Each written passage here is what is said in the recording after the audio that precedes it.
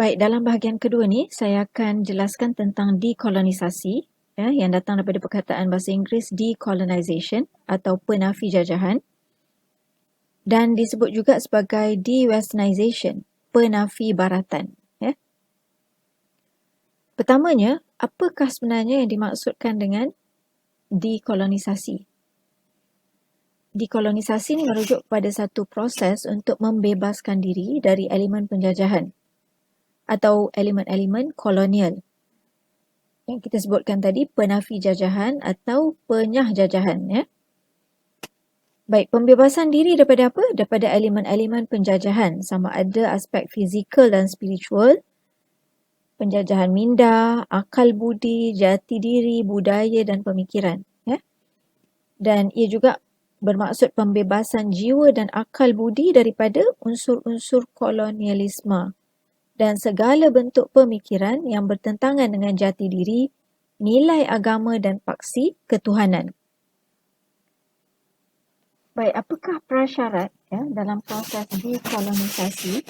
Apakah prasyarat? Maksudnya, syarat dalam proses penafi jajahan atau dekolonisasi ni adalah pembebasan daripada konsep-konsep utama yang berakar umpikan ideologi barat. Dalam istilah Profesor Syed Muhammad Nakib Al-Atas dalam bukunya Islam and Secularism disebut infiltration and isolation of Western key concepts. Maknanya kita tapis dan kita buang, kita bebaskan diri kita daripada konsep-konsep utama ni. Secularism, dualism, humanism, tragedy, right? Baik.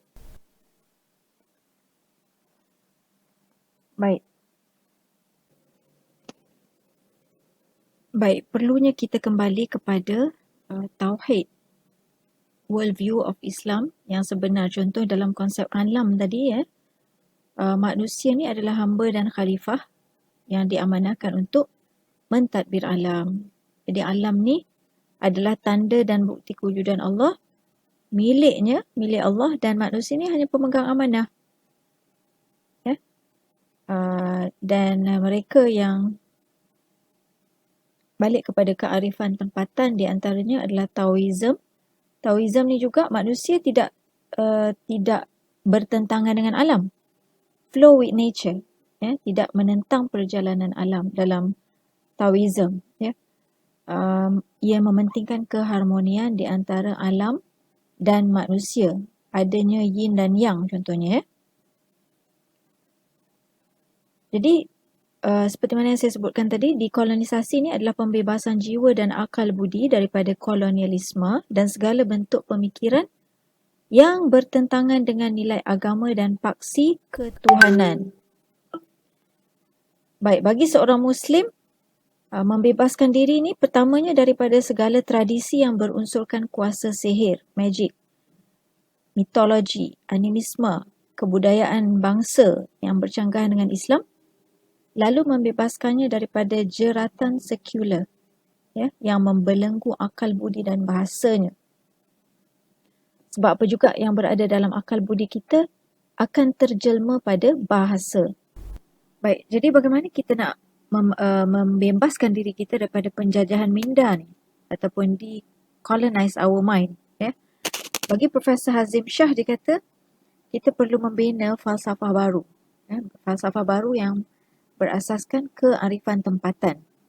Jadi kita perlu bina pandangan alam, worldview dan nilai hidup yang berasaskan keyakinan hidup bertuhan dan beragama berdasarkan rukun negara yang pertama, iaitu kepercayaan kepada Tuhan. Maksudnya kita perlu kembali kepada fitrah hidup bertuhan.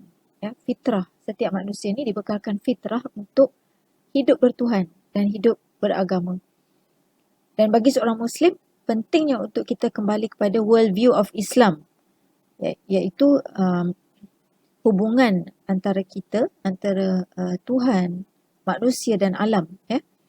Manusia ni sebagai khalifah yang diberikan amanah, hamba dan khalifah yang diberikan amanah untuk mentadbir alam, perlunya kembali kepada konsep taskhir, memanfaatkan alam untuk manusia walau bagaimanapun tanpa melampaui batas. Janganlah kamu melampaui batas.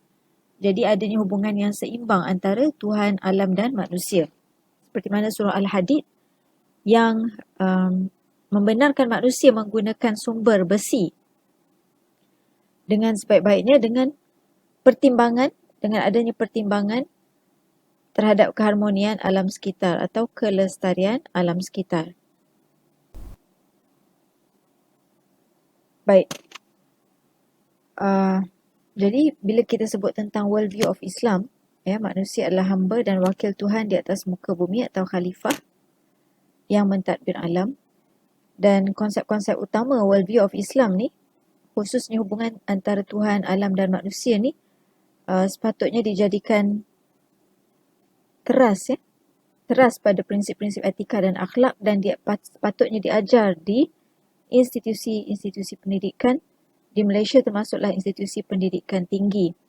Dan ini yang kita dah bincangkan dalam tajuk yang kelima, hubungan antara Tuhan, alam dan manusia, aspek metafizik dalam bab yang kelima oleh Ustaz Azri. Baik,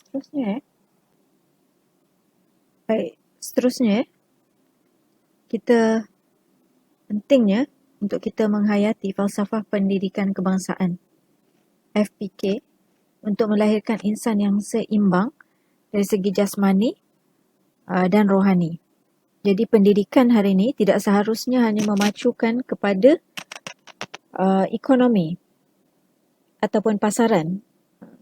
Jadi maknanya kursus-kursus di IPT tidak seharusnya berorientasikan pasaran semata-mata ataupun market driven education. Ianya juga perlu mengambil berat akan kursus-kursus yang bersifat humanities, bersifat kemanusiaan, untuk pembangunan kerohanian, intelek. Ini juga harus diberikan pertimbangan yang sewajarnya. Baik, jadi bila kita sebut tentang falsafah pendidikan kebangsaan, kita juga bercakap tentang matlamat pendidikan yang sepadu. Jadi perlunya kerangka pendidikan yang sepadu untuk melahirkan insan yang beradab. Jadi matlamat pendidikan ni bukan hanya melahirkan tenaga kerja untuk negara, tapi sebenarnya untuk melahirkan insan yang beradab, yang mana bila seseorang insan ni menyedari tanggungjawabnya pada Tuhannya, pada Allah dan Rasul, pada dirinya, pada ahli keluarga, pada masyarakat, pada negara, pada alam sekitarnya, maka insya-Allah dia akan menjadi warga negara yang efektif. Jadi untuk mencapai pendidikan yang bersifat sepadu ni tadi, kita perlukan kerangka epistemologi ilmu yang sepadu. Kerangka epistemologi ilmu yang sepadu. Perkara ni telah dibincangkan oleh Ustazah Suliah dalam bab yang ke-6. Maksudnya, sumber-sumber ilmu ni harus sepadu daripada sumber-sumber akli dan nakli, sumber akal dan sumber wahyu. Tiada pemisahan antara akal dan wahyu. Jadi demi mencapai apa? Mencapai kesepaduan dan keseimbangan jasmani dan rohani. Sebab manusia ni bukan sekadar jasmani, bukan sekadar jasad. Jadi kedua-dua elemen jasmani dan rohani ni perlukan pengisian, perlukan makanan. Sebagaimana jasad perlukan makanan, roh juga perlukan makanan. Jadi begitu juga adanya ilmu fardu ain dan ilmu fardu kifayah. Kesepaduan antara ilmu fardu ain yang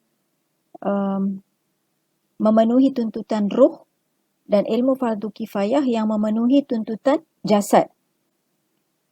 Jadi ilmu fardu ain ni wajib pada setiap individu, dan ilmu fardu kifayah ni wajib ke atas setiap masyarakat. Jadi kita akan lihat nanti betapa tuntutan ilmu dan amal ni sangat dipentingkan dalam tamadun dan peradaban Islam. Perlunya budaya ilmu, maksudnya setiap amal perbuatan kita, setiap keputusan yang kita buat, tindakan, perlulah berdasarkan ilmu yang benar. Baik, jadi bila kita sebut tentang kesepaduan ilmu ni, kesepaduan ilmu ni merujuk kepada sifat tauhid. Tauhid, seperti mana jasad dan roh ni sifatnya sepadu, begitulah juga ilmu fardu ain dan ilmu fardu kifayah ni sifatnya sepadu. Jadi sekiranya kita lihat ilmu fardu ain ni selari atau memenuhi tuntutan rohaniah insan yang kita panggil sebagai roh. Sekiranya anda lihat ruangan di bahagian dalam ni merujuk kepada roh insan. Jadi roh dan jasad tidak terpisah. Bulatan yang di luar ni diibaratkan sebagai jasad insan. Jadi roh ni memerlukan ilmu yang khusus, ilmu yang bersifat fardu ain. Imam Ghazali menyebut bahawa ilmu fardu ain ini meliputi akidah yang benar, kepercayaan, akidah yang benar. Kemudian apa yang kita patut lakukan, apa yang kita perlu lakukan dan apa yang perlu kita tinggalkan. Jadi apa yang kita perlu buat, apa yang perlu dilakukan, apa yang perlu ditinggalkan itu merujuk kepada aspek syariat dan akhlak. Jadi sekurang-kurangnya ilmu tentang akidah, syariat dan akhlak ni perlu dituntut oleh setiap individu Muslim. Begitu juga tuntutan ilmu fardu kifayah ni. Tuntutan ilmu fardu kifayah ni pula memenuhi tuntutan jasad. Apabila jasad kita sakit contohnya kan, bila jasad kita sakit, kita perlukan ilmu perubatan. Bila manusia ini ingin membina penempatan atau tempat tinggal, maka manusia ini memerlukan ilmu untuk membuat rumah, ilmu construction contohnya kan, ilmu ukur, ilmu binaan, itu semua adalah ilmu fardu kifayah. Begitu juga apabila manusia ini dah berkembang, maka manusia perlukan pemimpin, jadi ilmu politik, dan juga mereka juga perlukan ilmu perundangan untuk menyusun atur undang-undang dan hukum hakam dalam sebuah masyarakat. Jadi perlunya sekelompok orang dalam masyarakat ni, sekelompok masyarakat yang menekuni ilmu perundangan, dan begitulah seterusnya ilmu-ilmu yang lain.